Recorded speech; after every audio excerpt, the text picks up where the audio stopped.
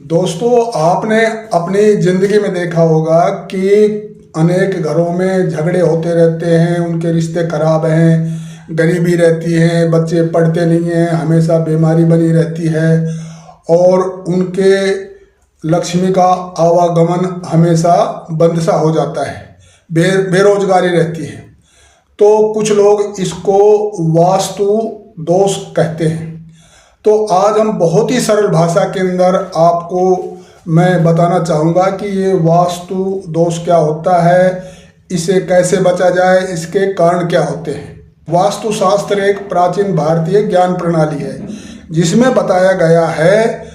कि किसी भी मकान, किसी भी दुकान, किसी भी बिल्डिंग की दिशा क्या होनी चाहिए, उसका डिजाइन क्या होना चाहिए और उसका स्पेस, खाली जगह कहाँ होनी चाहिए, मुख्य द्वार कहाँ होना चाहिए, ताकि उसके अंदर हमेशा ऊर्जा बनी रहे और उसमें रहने वाले जो भी मनुष्य हैं उनके अंदर एक सुख शांति बनी रहे और समृद्धि का आगमन होता रहे। जैसे शरीर के अंदर प्राण ऊर्जा का संतुलन जरूरी है, वैसे ही किसी भी मकान, किसी भी बिल्डिंग या घर के अंदर जो प्रकृति के 5 तत्व होते हैं, जैसे जल, वायु, अग्नि, आकाश, इनका संतुलन भी बहुत जरूरी होता है। और जब ये संतुलन बिगड़ जाता है, जैसे गलत दिशा में कमरे बन जाते हैं, मुख्य द्वार गलत दिशा में हो जाता है, कोई रसोई और सीढ़ियाँ और पूजा स्थल गलत जगह में हो जाते हैं,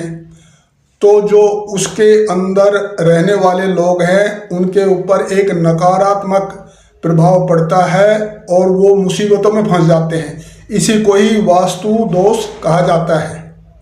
नमस्कार दोस्तों, आपका स्वागत है राजा राम यादव इनसाइड चैनल पर। और यदि आपने इस वीडियो को सब्सक्राइब नहीं किया है तो ज़रूर करिएगा, ताकि ऐसे ही इंफॉर्मेटिव वीडियो आपके ज्ञानवर्धन के लिए हम प्रस्तुत करते रहें। कुछ लोग इस वास्तु दोष को सही मानते हैं और कुछ कहते हैं कि ये एक साइकोलॉजिकल इफेक्ट है, लेकिन साइंटिफिक इसका एक प्रमाण यह है कि जिस घर में, जिस बिल्डिंग के अंदर माहौल ठीक रहता है, जिसकी डिजाइन वास्तु शास्त्र के अनुसार हुई है और जहाँ साफ सफाई रहती है, तो उसके अंदर जो लोग रहते हैं उनका जो माइंडसेट है और मूड है वो सकारात्मक हो जाता है और वो हमेशा अपनी ज़िंदगी के अंदर आगे बढ़ते रहते हैं। अभी ये जानेंगे कि इसके मुख्य कौन से दोष हैं। सबसे पहले लेते हैं इसका जो मुख्य दरवाज़ा होता है, उसके आगे कोई गड्ढा है या घर का जो मुख्य दरवाजे के सामने कोई पिलर है या कोई गंदगी रहती है या आपने अपने घर का कोई कबाड़ उसके नज़दीक रख रखा है, इसका सबसे ज़्यादा नकारात्मक प्रभाव पड़ता है। दूसरा, वास्तु दोष के अंदर सबसे ज़्यादा प्रभाव जो होता है उसको ईशान कोण कहते हैं। ईशान कोण का मतलब होता है नॉर्थ ईस्ट,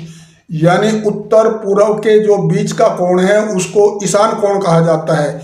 जहाँ देवताओं का निवास होता है। इसको ईश्वरीय कोण भी कहते हैं और ये घर का हेड यानी सिर होता है। ये पूजा स्थल की जगह होती है, वहाँ पर साफ सफाई रखने से और भारी चीज़ ना रखने से, भारी चीज़ यानी कि कोई बड़ी अलमारी है या कोई बड़ा फर्नीचर है, उसको वहाँ से दूर रखने से आपके घर के अंदर लक्ष्मी का आगमन होता है और हमेशा परिवार के अंदर सुख शांति बनी रहती है।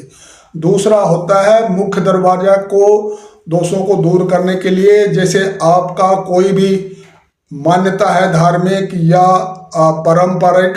उसको आप एक स्वस्तिक चिन्ह बना सकते हो वहाँ पर, या शुभ लाभ लिख सकते हो, या जो भी आप मानते हो उसको लिख करके इस दोष को आप दूर कर सकते हो।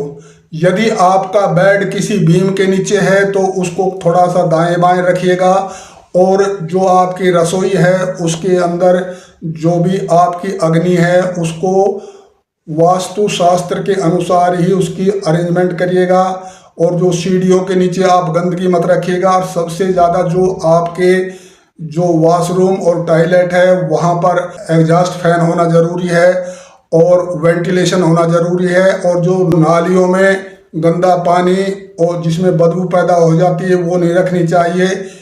वास्तु दोष को दूर करने के लिए जो एक बहुत ही सरल उपाय है, घर के अंदर कोई भी एक ऐसा स्थान होता है जहाँ पूरा परिवार बैठता है, वहाँ पर आप रोजाना या हफ्ते में एक बार बैठिएगा और जो पूरा परिवार के जो भी आपकी आस्था है उसके अनुसार कोई भी मंत्र का उच्चारण करिएगा। और वहाँ शाम को कोई दीपक या कोई धूप या अगरबत्ती जलाइएगा। लेकिन जो भी आपको अच्छी चीज़ें मिली है उनके प्रति ग्रेटिट्यूड, थैंकफुलनेस, शुक्रिया अदा करिएगा और इस प्रैक्टिस को जारी रखिएगा ताकि भविष्य में आप ऐसे ही अपने आप को अपग्रेड करते रहो, मुसीबतों से बचते रहो और ज़िंदगी में एक सफलता हासिल करते रहो। Thank you very much.